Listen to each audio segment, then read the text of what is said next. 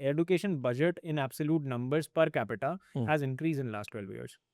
Education budget in absolute numbers per capita has increased in last 12 years. Government has has reduced their budget. That is central government. State government का भी जैसे हमारे यहाँ पे state government का budget मिला के ना वो नंबर वहीं पहुंचेगा. Actually GDP का नंबर देखो मैं ये नहीं नहीं बिल्कुल मैं कह रहा हूँ, मैं आपको कुछ और पॉइंट हाँ ठीक है, चलिए पॉइंट बताने की कोशिश कर रहा हूँ. मेरा अंडरस्टैंडिंग का जो तरीका है ना, that is not events and timelines. My understanding, I create my understanding from understanding the patterns. ठीक है कि पैटर्न है, उसके पैरेलल्स कहाँ पे मिलते हैं और ऐसा क्यों चलता है. ठीक है. तो मैं वो रूट पकड़ने की कोशिश करता हूँ, ये समझने की कोशिश करता हूँ ये बदलता क्यों नहीं है. मतलब एक इंसान उस पोजीशन पे आता है, हमें बोलता है जी अब मैं बदलूंगा, उसको कुछ लोग बहुत सपोर्ट करते हैं, and then we see and we are 12 साल निकल जाते हैं, 12 साल बाद हम वहीं होते हैं जहाँ पे हम थे. हाँ, वहाँ नहीं होते, हम बहुत दूर निकल आए हैं भाई नितिन. आप ये इस चीज में उससे we have accelerated in the wrong direction. So अभी कुछ वो बोल रहे थे कि ये लोग ना देश की प्रगति को रोक रहे हैं. सर हम आपकी स्पीड रोक रहे हैं. हम सोच रहे हैं थोड़ा जीरो हो जाए तो और बेटर है, क्योंकि आप जिस लेवल का डिस्ट्रक्शन करके जाएंगे ना, हमें रीबिल्ड करना पड़ेगा, तो मेहनत ज्यादा हो जाएगी. बात समझ रहे हो. कोई साफ जगह थी, इसको गंदी कर दी तो वापस ही तो समझ गया है ना. ये तो उन्होंने कांग्रेस के बारे में बोला. अब वो अरे यार देखिए, ये सेम कांग्रेस पे आते हैं. आप कांग्रेस की बात कर रहे हैं. 1947 में जब देश आज़ाद हुआ, आज़ादी किसने दिलाई? पढ़े लिखे लोगों ने दिलाई. ठीक है. IITs इंस्टीट्यूशंस में पढ़ा हूं ना, मैंने कहा सॉरी सर, ठीक है, ओके. हाँ. Institutions like IITs are not built out of greed. You need a vision. कैसा कॉलेज होना चाहिए जहाँ पर देश का मेरा युवा आकर के पढ़ सके, समझ सके. तो अभी इसको यहाँ पर वो लोग तो चलो विदेश में जाकर पढ़े, तब तो शायद इतने बेटर इंस्टीट्यूशंस थे नहीं थे. I am not sure, right? नहीं थे. तो IIT जैसे इंस्टीट्यूशंस बिल्ड हुए, शुरुआत हुई कांग्रेस सरकार में, मतलब जब नहीं, राइट नाउ वहाँ से डाइल्यूशन, क्योंकि लिटरेसी रेट आई थिंक 18-20% था. हाँ. तो अब उन्हें सत्ता में बने रहना है, तो उन्हें अपनी हर लोकल एमएलए से कोलैबोरेट करना पड़ेगा. और लोकल एमएलए हो सकता है जातिवादी हो, वो लोगों को उस लेवल पे पोलराइज करके इलेक्ट हुआ हो. तो वहां से जो डाइल्यूशन होता आता है, 2000 इज द पीक. सो 2000 में कांग्रेस नहीं चेंज हुई है, वो डाइल्यूशन का 100% दिख गया है. श्योर. आप समझ रहे हो. यही हुआ है. हाँ बस. तो इसमें कांग्रेस और बीजेपी मत बोलिए, क्योंकि जो बीजेपी है, it's a 50% 60% mix of all the yeah. So as I said, it's not Congress versus BJP. It's a nexus of bad people. It's a nexus of bad people, greedy chaps collaborated so strongly, full nexus. चाहे वो आपको judicial में बिठाना है, चाहे आपको police system में बिठाना है, जहां आप बोलो. As I said, Amit Shah ji operate यहाँ करना चाह रहे हैं, तो what he will bring the person with the same ideology, जो मेरे इंस्टीट्यूशन पे काम करे. तो उसका रिजल्ट आपको दिख नहीं रहा है. चलिए इसी की बात करते हैं. दिल मतलब जो कहते हैं ना, जो डेली एक्सपीरियंसेस है, पुलिस वाले सबसे ज्यादा करप्ट माने जाते हैं इन जनरल. कि मतलब कुछ भी थाने में चले जाओ, क्योंकि टेंजिबली दिखता है उनका, दिखता है. मतलब थाने में चले जाओ तो आपको लगता है कि बिना पैसे के तो काम बनेगा, राइट? अगर टॉप वाला आपको पता है एकदम हार्डकोर पता है, आरटीओ चलो, आरटीओ में चले गए तो बिना पैसे के तो काम होगा नहीं. मतलब सबको पता है उसको, मतलब नहीं होगा है ना. मैं गवर्नमेंट ऑफिसर हूँ, मैं अपना काम कराने जाऊंगा तो मुझे देना पड़ेगा. ठीक है. नीचे सबको पता है. क्यों नहीं चेंज हो रहा? Because it's a top to bottom. अगर जिसको लीडरशिप समझ में आती है, जो टॉप का डीएनए है, उसका हिस्सा वही रिफ्लेक्ट होता है. तो सोचो, देखिए अमित शाह जी की अगर आप वो देखेंगे कि कन्विक्टेड केसेस, वो हिस्ट्री, वो सब साफ है. तो सब केस साफ हो रखे हैं, ठीक है.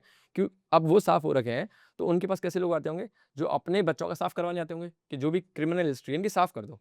तो उनको वो बंदा चाहिए होता होगा ना नीचे, जो उससे अलाइन करता हो कि ठीक है थोड़ा बहुत तू बना लियो, मैंने इससे 500 करोड़ ले लिया, तो 5 करोड़ वाले केस देख लिया करियो. नीचे वाले हो सकता है 50,000 वाले केस देखता हो. तो जो करप्शन उस लेवल पर टॉप वाला जो कर रहा होता है, उसका हिस्सा ही दिख रहा होता है. तो अगर आपको ट्रांसपोर्टेशन में करप्शन दिख रहा है, that means the top leadership is corrupt. अगर आपको अभी जैसे अगर आपको अभी मैं आई was a part of defence ministry, ठीक है. मैं रक्षा मंत्रालय का पार्ट था. एक बॉडी है Indian ordnance factory services. I was IFS officer. So जैसे इंजीनियरिंग सर्विसेज से मेरा जो डिपार्टमेंट मिला था वो ये था. It's a 200 old year organisation, ordnance factory board. I was the last recruited guy. उसके बाद यूपीएससी ने रिक्रूट नहीं किया है. 2020 में I was a part of defence ministry, रक्षा मंत्रालय का मैं पार्ट था. एंड मेरा जो डिपार्टमेंट था that is Indian ordnance factory services. Ordnance factory board 200 साल पुरानी ऑर्गेनाइजेशन है. Basically it produces manufactures arms and ammunitions for Indian army, air force, navy. Sure. 2020 में Modi government diluted the board, broke into 7 DPSUs, said कि fast काम करेंगे, autonomy होगी, वो सब जो भी है, 7 DPSUs में ब्रेक कर दिया उस ऑर्गेनाइजेशन को, बेसिकली कॉर्पोरेटाइज कर दिया। अभी भी मतलब जैसे जो IFS ऑफिसर है वो डेपुटेशन पर है, उसको अभी जो जो रन करते हैं वो ये जो UPSC से सिलेक्ट होकर के जाते हैं, ये लोग ही इसको लीड कर रहे होते हैं। इसकी जो जवाबदेही होती है वो जो ब्यूरोक्रेट्स दिल्ली में बैठते हैं, जॉइंट सेक्रेटरी वो हो सकता है IDS वाला हो, इंडियन डिफेंस अकाउंट सर्विस, वो उसका लीडर होगा, समझ रहे हो, इंडियन डिफेंस अकाउंट सर्विस। और हम क्या कर रहे हैं, हम मैन्युफैक्चरिंग कर रहे हैं, जो कि टेक्नोलॉजिकल वर्क है, technological innovation is required. Correct, okay. Defence minister ने डाइल्यूट कर दिया, क्योंकि डिफेंस मिनिस्टर कहाँ टेक्नोलॉजिकल DNA नहीं है। जब टेक्नोलॉजिकल DNA नहीं होगा तो वो जो टेक्नोलॉजिकल एडवांसमेंट है वो नहीं होगा, वो होगा सीधा सीधा गिनती वाला काम। अच्छा कितने बन गए, उतने टैंक पहुंच गए क्या, टैंक की टेक्नोलॉजी इंपोर्ट हो, मतलब आप बाहर से ला रहे हो, आप इनोवेशन तो कर नहीं रहे हो। इनोवेशन हो इसीलिए नहीं रहा ना, क्योंकि जो लीडरशिप है वो DNA इन्वॉल्व नहीं ही है नहीं है, वो लीडरशिप को उसको पता भी नहीं है। पता भी नहीं है। तो वो क्या कर रही है, वो उसको वो कर दे रही है, हैंड ओवर कर दे रही है, या कह सकते हैं डेलीगेट कर दे रही है ब्यूरोक्रेट्स को कि भाई इसको देखो, वो कैपिटल प्रोजेक्ट को मॉनिटर करते रहते हैं कि इतना इतना खर्च हो गया, इतना दिया था तुमको, इतना बजट दिया था, इतना खर्च कर दिया, ठीक ठीक ठीक ठीक, वो ये करते रहते हैं। पॉइंट ये है कि अभी मान लीजिए DPSUs है, होपफुली ये और जाके ज़्यादा खराब ना हो, और मुझे लगता है ऐसा हो जाएगा, क्योंकि एज अ साइड लीडर ना DNA स्ट्रांग होता है, होल्ड करके रखता है, ऑर्गेनाइजेशन को बिल्ड करता है। बड़ी बड़ी अच्छी चीज़ है ना, बड़ी मेहनत और प्यार से बनती हैं, ठीक है, लालच और डर से नहीं बनती हैं। अभी अभी ये DPSUs है, मान लीजिए लॉस में जाएंगे, इनको खरीदेगा कोई प्राइवेट प्लेयर। हाँ भाई लोग बैठे हैं सत्ता में, हाँ प्राइवेट प्लेयर होंगे, खरीद लिया, मान लो अडानी ने खरीद लिया, अंबानी ने खरीद लिया, या किसी और खिलाड़ी ने खरीद लिया, क्या बना रहा है डिफेंस का, arms and ammunitions. Will not they have a vested interest if our country go on war or not? My brother they is have it, yes.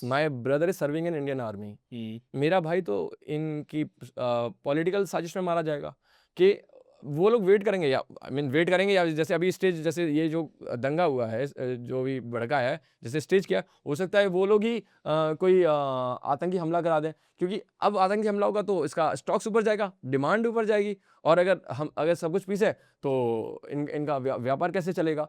तो मतलब और इंस्टेबिलिटी, हमेशा डर बना रहेगा। जैसे मैंने कहा ना, 17 तारीख तक मैं एकदम पीसफुल था कि कोई गुंडा है ही नहीं, अब मैं जाने में डर रहा हूँ कि I don't know from where who will come, still I have no fear, I will be, but I have to be careful.